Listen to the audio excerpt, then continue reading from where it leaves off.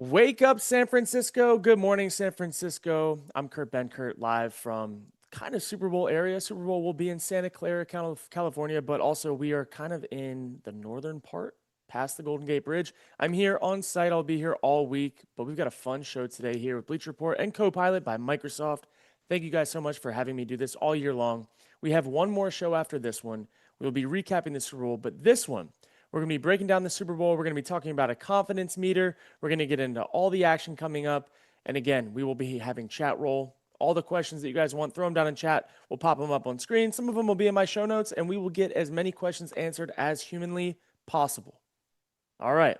Now, I do want to get this thing started off, though. And I want you guys to hop along in chat, talk to me about this part, because it's going to be a fun little segment. We're going to talk about the Super Bowl confidence meter, okay? And we have 5 different categories of this. There's going to be the fully locked category, guys that are just going to be completely dialed in. We have the feeling good category. We have the toss-up category, could go either way. We have the skeptical, which I'm like, I don't know. And then the no faith, which no faith, if you make it to a Super Bowl to have no faith, I don't know. You got to have at least a little faith. But we're going to get this thing rolling. I believe by now we have had the notifications go out. And we're going to get this thing fired up. All right, let's talk about quarterbacks, guys. Let's talk about some of these quarterbacks that we have in this Super Bowl. Starting off with Sam Darnold, okay? I'm feeling really good about Sam Darnold. What Sam Darnold has been able to do over the past few weeks, especially in the playoffs, ramping up on this Super Bowl run, has been nothing short of incredible. He is playing really, really good football. And I will say he's going against a good defense. They've got some good DBs. They've got a really good D-line. And I think they're playing solid right now, but I'm still feeling good about Sam Darnold, okay? I also think that this playoff run, this is kind of like his little Linsanity run, but I also think he's back. I think a lot of people wrote Sam Darnold off. I think that he is playing at a really high level, and in this offense, his last game with Kubiak, who we know just got hired coach of the Raiders, going to be incredible for him to go there and rebuild that franchise that needs a lot of help, but Sam Darnold, I'm feeling good. Now let's look at some of these things that Sam Darnold has been able to do this year. I mean, 25 touchdowns, 14 interceptions. A little high on the interceptions, but 4,000 yards, 67.7% completion percentage. And what I will say, touchdowns are touchdowns. Interceptions don't always mean points for the other team. And I kind of like the risk reward that Sam Darnold's been playing with. I think he's out there slinging it. He's playing with no regrets, and he is just letting that ball fly. And I think that's some of the reason for some of his turnovers, but all in all, I think he's also doing pretty well in the category of taking care of the football in the pocket. Not too many fumbles, but this playoff stats, 69.8% completion percentage, 470 yards passing, 4 touchdowns, no interception, with a defense, too, that's playing really damn good football, okay? This defense is incredible.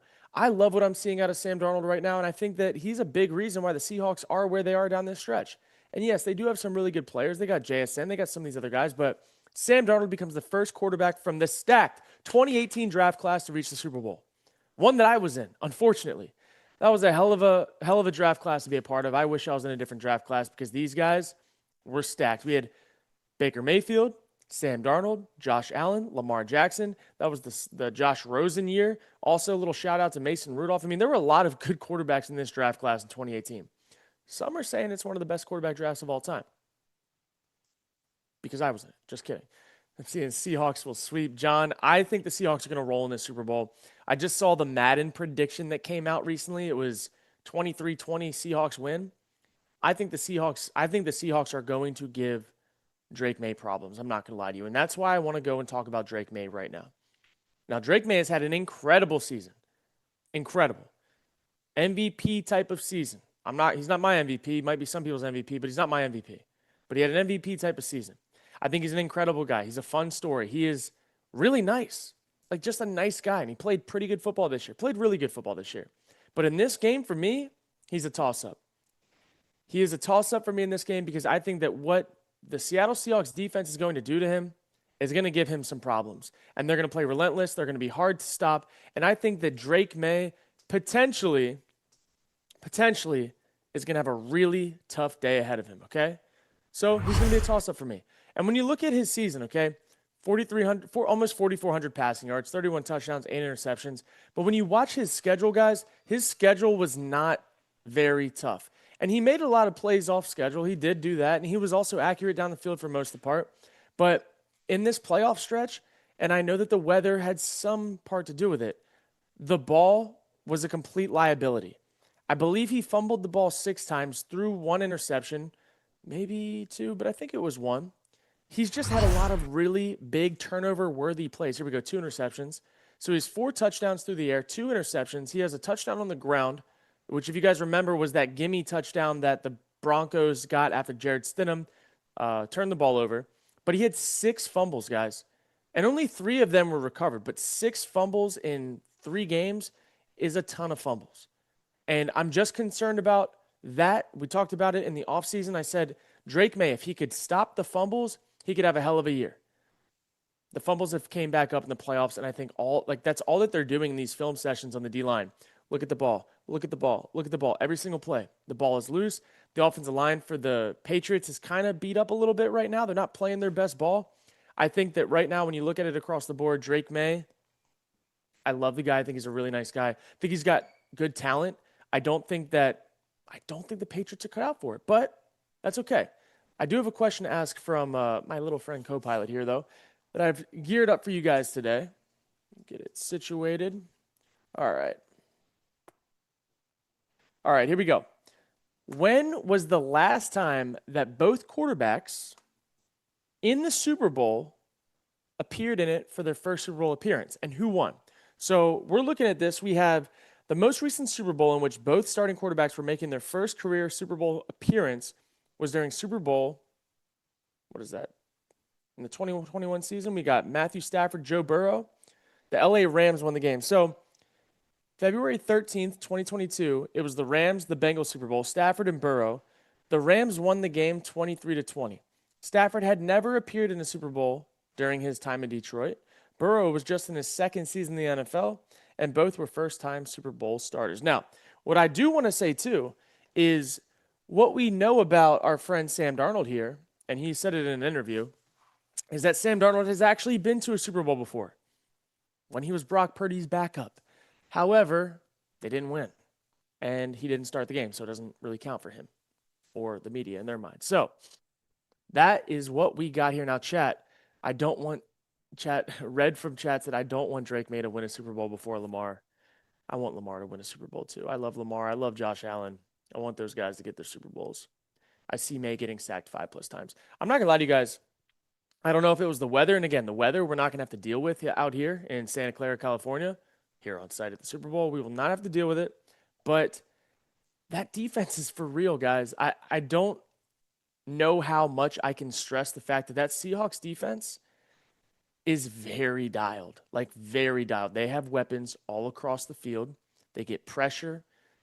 They've got ball hawks back there. I could see this one getting out of hand. That's my prediction. My prediction is that it gets out of hand. Let's see. Turnover machine Maye. It is just he's had 5 turnovers in the playoffs, and he should have had 8. The ball has been on the ground way too many times, and yes, it was a snow game. But like you saw other guys playing in snow games, they didn't fumble the ball that many times. And I just think that is one of the hidden stats, in my opinion, across quarterback play in the NFL is fumbles. Some guys hold on to the ball instead of throwing interceptions, and they fumble from the backfield, which is worse if it's picked up than an interception because the way that the field position is flipped. Seeing Seahawks 3 touchdowns easy. Seahawks can't run versus Pat's D-line, and throwing it will cause picks. Maybe I'm reading that right, Red? I think the Seahawks with Kenneth Walker are going to be able to get the ball in space, to be honest. And it might not be on the ground. It might be screens. It might be checkdowns. But I think Kenneth Walker in space, it's going to be a problem. Defense is going to be a pivotal part of the game as Maye faced a team this defensively set.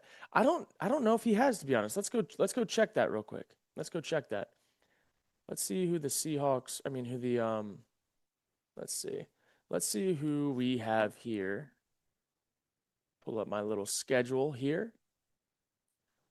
Because I looked at the schedule, man, and I'm just like, the Seahawks have played, guys. The Seahawks have played the Rams 3 times this year. They have played the 49ers 3 times this year. Like, they are battle-tested. And they won the ones that mattered the most. But you look at the Patriots' schedule of late. Chargers, their defense, like nothing really scary about the Chargers defense late in the year. They played the Texans defense, which was really scary. That Texans defense, super scary. But they weren't able to capitalize on all of the fumbles. And also, CJ Stroud gave the game away. Unfortunately, a bad game. Then you have the Broncos game. If Jared Stidham doesn't throw the ball backwards, the Patriots don't win that game. Like, the Patriots won't even be in the Super Bowl. But the Patriots are opportunistic on defense. I will also say, they played against the Bills. They let up 35. They played against the Ravens. Let up 24. Let's see. I mean, across the board, like, I don't really see much battle testingness from the Patriots. But, you can lose any single week in the NFL. That is a fact. You can definitely lose any single week. I will also say, if you look at the Seahawks' last stretch of their season, pretty crazy. 26-0 against the Vikings, 37-9 against the Falcons. They had a close one against the Colts, 18-16. They beat the Rams 38-37, then the Panthers 27-10. They beat the Niners. I mean, guys, they held that Niners offense, guys, to 9 points in 2 games. 9 points in 2 games against the 49ers offense. That's all I'm saying. And then obviously got it done against the Rams. But you never know. Seeing 31-13 Seahawks, I could see that. As long as everyone stays healthy, I don't see how the Patriots beat the Seahawks. I'm in the same boat, but maybe we're all going to get fooled here. All right, let's move on, though. Let's talk about Kenneth Walker, because my opinion of Kenneth Walker might be a little bit higher than all the rest of the public's, but I think Kenneth Walker is fully locked for this game. Ever since Charbonnet went down, Kenneth Walker has stepped up into that full-time role, and he is not disappointed. And it has not just been on the ground, guys. I don't care about stats. I'm watching film. The film from Kenneth Walker has been so opportunistic. He has made so many people miss. He's gotten so many more yards than he should have. And also, he is getting it done in the pass protection game that has completely unlocked Sam Darnold to trust the pocket even more so throughout this playoff stretch. And there's a reason why Sam Darnold is playing how he is right now, and part of it has to do with Kenneth Walker. Checkdowns that are taking 3-yard gains into 8-yard gains. Hitting blitzing corners off the backside that Sam Darnold otherwise would have to be concerned about. Kenneth Walker is completely locked in, and I'm expecting him to have a massive playoff or Super Bowl game for this game coming up. I love Kenneth Walker. He's incredible. You see it in the divisional round. Let's see, 19 carries, 116 yards, 29 receiving yards, 3 touchdowns. And again, Niners defense kind of decimated at that point. Will say, I'm not going to just completely glaze over here, but Kenneth Walker, I don't really think it mattered who was out there, because Kenneth Walker is a dog, and he was playing lights out, and he still is. Now, postseason stats, 38 carries, 178 rushing yards, 4 touchdowns, also has a decent bit of receptions and receiving yards to add on to that. I think this is a Kenneth Walker breakout moment. It already kind of has been for the postseason, but I think this is the game that could break the camel's back for the Patriots, and Kenneth Walker is going to be a big reason for it. I think they're going to have a hard time stopping him. Now, on the other side, we have a Ramondre Stevenson. Now, Stevenson, again, what is the issue with the Patriots, guys? What has been the issue historically over the past 2 to 3 years? It's been fumbles. It has been fumbles. Drake Maye has had his fair share of fumbles. This Seahawks defense, guys, they are going to be punching it out. They are very ball aware. They are very go after the ball with a punch when guys are falling to the ground. I would not be shocked to see Ramondre Stevenson also put the ball in the dirt this game. And it's nothing against these guys, as people, as humans. Just watching film, seeing what I'm seeing on film, and can it come to life in real time in the Super Bowl? I'm skeptical about Ramondre Stevenson. I think he's been running really hard, though. I will say that. As of late, he's been running hard. But I think that this week, this Super Bowl coming up, I don't know if he's going to be enough to get them over the hump. Travion Henderson, I think that he's got talent, but he's a rookie too. Or he's a rookie, and I don't know if he's going to be enough to get them over the hump. Maybe I'm extremely biased about how high I am on the Seahawks right now, but I am definitely skeptical about the ability to run the rock versus the Seahawks defense from Ramondre Stevenson, also knowing the history of fumbles. I just think there will be a fumble or 2 in this game from the Patriots that are going to completely change the course of the game. And I don't think that they're going to be playing like they have against some of these other teams. You look at, what was this team able to do against really good defenses? Well, They really didn't do anything against the Broncos in a game that they should have been able to run the ball more. 51 carries, 194 yards. Like, I get that. It's been, some snow games, heavy box stacked and whatnot, but I don't think Stevenson's going to be their bell cow that gets them over the hump this time. I don't see it happening. Who wins MVP if Seahawks win? I think it's going to be, I think it could be JSN, but I also think knowing how the Patriots operate, they're probably going to take JSN as much as they can out of the game, which leaves me to believe it's going to be Darnold or it's going to be Kenneth Walker. Those are my two. Darnold or Kenneth Walker, that's where we're going to land it. I think JSN will have a great game efficiency-wise, but that's where we're going to stop. Now, let's talk about the offensive line.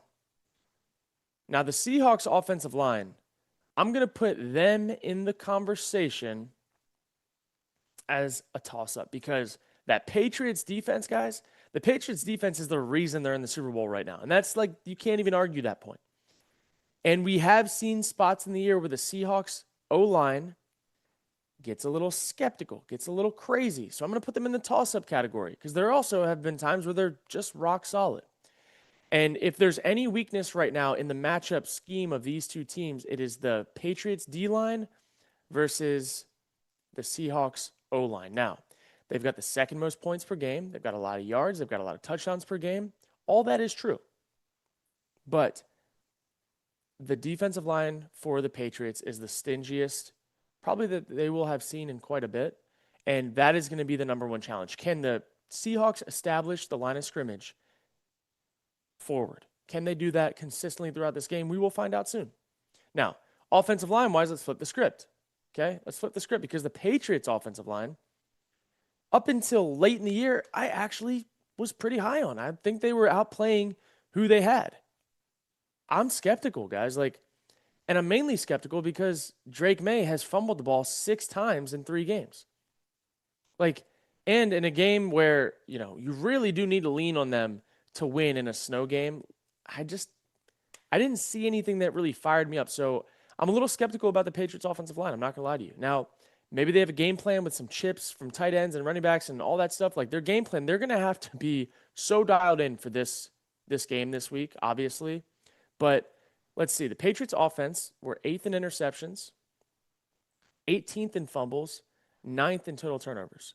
The Seahawks offense was 31st in total turnovers, 26th in interceptions, and 32nd in fumbles.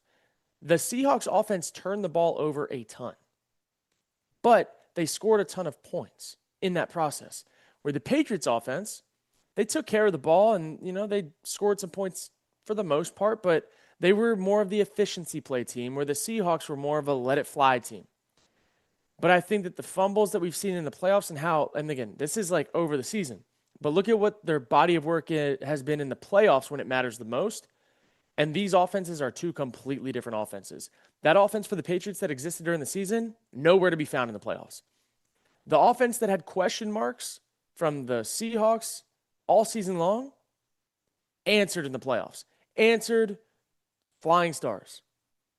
So let's flip it. Let's talk about the defensive line because both of these guys, I'm going to just be very honest with you. Both of these teams, I'm feeling good. Now, the Seahawks defensive line, I'm feeling pretty good for the most part. I think I'm more so in love with the Seahawks unit. I think their defensive line does their job. I think they create some pressure, some one-on-ones. They've got some big boys up front now, like some big boys that can move the line of scrimmage. But I think overall, defensive line, I'm feeling good. Seahawks defense in general, I'm feeling really great. Now, the question for me is going to be, can the Seahawks get pressure with just bringing 4 guys? If they can collapse the pocket with just bringing 4 guys, I think they're going to be in a really great spot. If they have to start bringing 5, 6, 7 to get pressure, then I think that's where the big plays potentially could flip and happen for the Patriots. But right now, the Seattle defense, guys, there's a reason they're in the Super Bowl. And it's a lot to do with that defense. First defense in the NFL, 7th in yards, 2nd in touchdowns. They play, it's not even like a bend but don't break. Sometimes you see these bend but don't break defenses that let up a whole lot of yards, and then they don't really let up a lot of points. I mean, this team is just really good. That's what their head coach is good for. He is a really good defensive coordinator, and they are completely dialed. So I love the Seahawks defensive line. I do. but I love their defense better. Now, the Patriots, I'm feeling really, really good about their defensive line, and I'm almost fully locked on them. But I'm going to stop them at feeling good because the offense for the Seahawks guys, like this is a team that I had picked to win the Super Bowl before the playoffs even started. I don't think that there was a team that could match up with them besides the Rams. And they handled the Rams. And I think that there's a reason why they're there. But Patriots defensive line, this has been a unit for them that has been really good all season long. They've been pretty good against the run, like pretty damn good against the run. They have been opportunistic. They forced turnovers. I mean, you watch what they did to CJ Stroud. You see how they navigated the game with the Broncos. Like, obviously, they caused havoc for Herbert. But this team, this defense, second in points per game. They're even better in yards, fifth in touchdowns.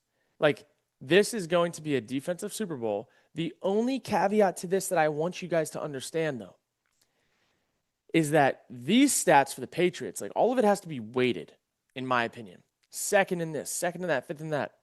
When you look at the schedules, guys, that these two teams played, that's where the difference is. That is 100% where the difference is. I think the Patriots took advantage of some really bad teams to fluff things up a little bit from time to time. And I think the Seahawks had to get it out the mud a little bit more. I mean, you just look at these schedules across the board. I'm going to pull it back up one more time. We already talked about the Patriots schedule. Let's talk about the Seahawks. Played the Niners, the Steelers.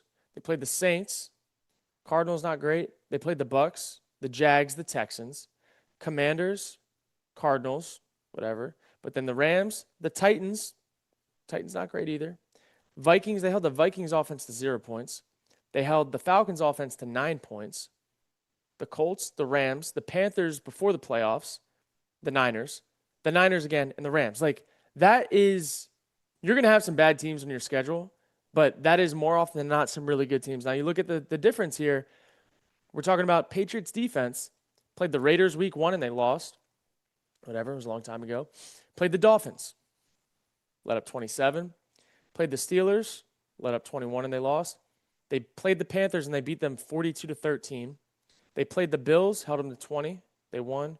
Played the Saints, 19. Played the Titans, the Browns, the Falcons, the Bucks, the Jets, the Bengals, the Giants. Giants were without, I believe, they were without, let's see. No, let's see. That was post Neighbors.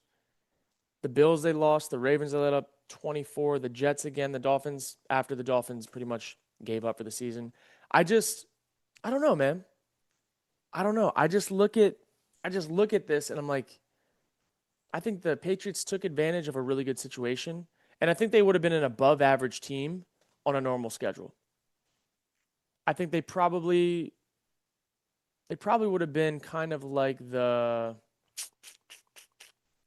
Texans, in my opinion, on a little bit more normal schedule. So I'm feeling pretty good about them, but I think there needs to be some weighted averages here when you're talking about these guys. Now, last but not least, let's talk about coaches. Mike Macdonald. I love Mike Macdonald. I got to spend time with Mike Macdonald this offseason out at the Seahawks Stadium. A couple hours with him, actually. It was really cool. Got to hear his perspective, hear about how he came up from being an assistant to like a GA, all this other stuff, how he used Madden to make old playbooks for himself back in the day. Mike Macdonald's fully locked. And I'm fully locked on Mike Macdonald winning a Super Bowl. I think his team's going to be ready. I think his defense is going to be ready. I think they're going to show up. They're going to fly around, and they're going to be a defensive unit that I don't think the Patriots have really seen a whole lot of. They saw some of them in the weather, some of them with the Texans, the Broncos, whatever. I still think the Seahawks unit is a little bit different. Second-year head coach, first in the NFC West, 2025 NFC champion, first Super Bowl appearance in his second year on a roster that had to be completely flipped. And one of the things that stuck out with me with Mike Macdonald, he told me that when they're drafting people, they're going to draft people based on ceiling and potential, not on what's safe, because he doesn't get paid to take safe players. He gets paid to coach players and to bring them to the best that they can be. And I'm all the way dialed in. I love Mike Macdonald. Now, let's flip it. Mike Vrabel, I like Vrabel too. I think Vrabel's a good coach. I think Vrabel is a great players coach. He gets the most out of his players, and I'm feeling good about him. I'm feeling good, but I'm not fully locked. I just feel like there's a different edge and a different go get it that Macdonald has had with that team. And there's nothing to say that Vrabel won't go get it. But I don't have the same exact confidence that I do in Vrabel for this game as I do for McDonald. First-year head coach, 14-3 in the AFC East. They won the AFC in his first Super Bowl appearance as head coach. Vrabel knows what it takes to win. And Vrabel, what I will say, I love how dialed into situational football Mike Vrabel is. One of the key plays from the game against the Broncos that stuck out to me was, I believe it was right before the half. Drake Maye is running. There's about to be a second left. He slides and Vrabel hits it as soon as he starts the slide. Immediately. And they were able to get a kickoff even though they missed it, a field goal off. But being fully dialed into situational football, Mike Vrabel, a New England Patriots staple, dialed into situational football. I love that. Now, let's see. See chat. Do I have the Pats? No, I do not. No, I do not. I have the Seahawks. All right, let's get to our last section, guys, before we get out of here. We do have Super Bowl festivities to start getting to, but we got to rank the new head coach hires. Now, let's just throw them all up there. Let's talk about it. So I'm going to give you my top three. I'm going to give you my bottom three, and I'm going to give you my why behind all of it. Okay? My top three hires are Clint Kubiak, Kevin Stefanski, and Jesse Minter. Now, Clint Kubiak, I love as a play caller. I think he was incredible last year. I think he's incredible this year. I think he is a guy that is willing to push the needle offensively and give a team a chance. Now, the Raiders have a lot of things they've got to work through. They got to work through the number one overall pick. What are they going to do with it? Are they going to keep Crosby? Are they not? I don't know. But I think of anybody that's going to give the Raiders the best chance, I think Kubiak gives them the highest ceiling to have a good chance. Now, two, Stefanski. I think Stefanski was in a terrible situation with the Browns. Did he do the best that he could to get them where they needed to be? Maybe not down the stretch, but also he was stuck with a $240 million quarterback that didn't even play, had a bunch of legal issues, all that stuff, and he still won Coach of the Year 2 times. Now, the Falcons, what they needed was consistency from their coaches, consistency from situational awareness, which I think Kevin Stefanski, 2-time Coach of the Year, can bring to the Falcons to get them to being able to take the NFC South. It's a weak division, guys. The Panthers aren't great. The Bucs aren't great. The Saints, whatever. I think the division's gotten better in the last 2 years, but I still think it's very vulnerable, and I think the Falcons have the best firepower to take it over. Can Stefanski get it done? Maybe. We'll see. And then last but not least, Jesse Minter. I like the hire. I wanted them to get Kubiak, to be honest. I also wanted maybe a little bit more offensive-minded head coach, but I do think in the NFC North, defense does win championships. I think Jesse Minter is the Baltimore Ravens' replacement for having missed out on the opportunity to get Mike McDonald because they didn't want to fire John Harbaugh too soon. If they could have worked it out in the perfect world, Mike McDonald never would have left the Ravens. Harbaugh would have left. They would have hired Mike McDonald from internal, and he would have been the head coach, and they would have been in a way different situation than they are now. Now, let's flip it. Jeff Hafley. I like him as a defensive coordinator. He has never shown me that he can win as a head coach. I also think the Dolphins, tough spot. I think when you're in this position and there's so many head coach vacancies, somebody's got to get hired. And I think Jeff Hafley he was not a winner at Boston College, and I'm not saying people can't get better, but Jeff Hafley was a good defensive coordinator with a lot of talent when he went on defense. Late in the year, they lost a lot of guys. The adjustments weren't really great. I didn't see a lot of anything that gave me life for that Packers team that he was leading on defense. And now you go to the Dolphins. You've got to play against the Bills twice a year. You've got to play against the Patriots twice a year. Can you get them over the hump? I don't know. I think McDaniel was a better coach, in my opinion, upside-wise. I think the Dolphins have a roster issue more than anything, and I don't think Hafley can get them over the hump, but seems like a nice guy. Now, number two, I think Stefanski is a better coach than Todd Monken, and I think that the Browns moving on from Stefanski to get Monken is like a lateral weird move. I thought maybe they'd go in a different direction, but Todd Monken, again, was Ravens offensive coordinator. I don't know. I don't love it. He's an older coach. I don't know why organizations keep doing this thing, but that's why the Browns are where they are. Todd Monken, I hope he has success. But I don't think it's going to happen. And then lastly, John Harbaugh. I liked him at first, and then it sat with me a little bit, and I started thinking about all of the issues that they had with the Ravens when he was there. Can he manage a game? Can he get them over the hump in the game management category? Can they not blow leads? Can they do that type of stuff? I think the Ravens roster was better this past year than the Giants roster is right now. I love Jackson Dart. I love Malik Neighbors. Hopefully he comes back. I love some of the defensive pieces on the Giants. But can Harbaugh get them over the hump? I don't know. This is going to come down to, do they have the right hires at offensive coordinator, at defensive coordinator. Can those guys get it done? Because John Harbaugh is an executive style head coach. I don't know. We'll see. We will see. But that is going to be a wrap for this episode, guys. I hope you guys enjoy the week. I hope you enjoy the Super Bowl coming up. Make sure that you guys are having fun, enjoying it. Be safe. If you guys are out in San Francisco and you see me, say hi. I'd love to say hi. But you guys have a wonderful week. I will catch you guys next time. That's a wrap.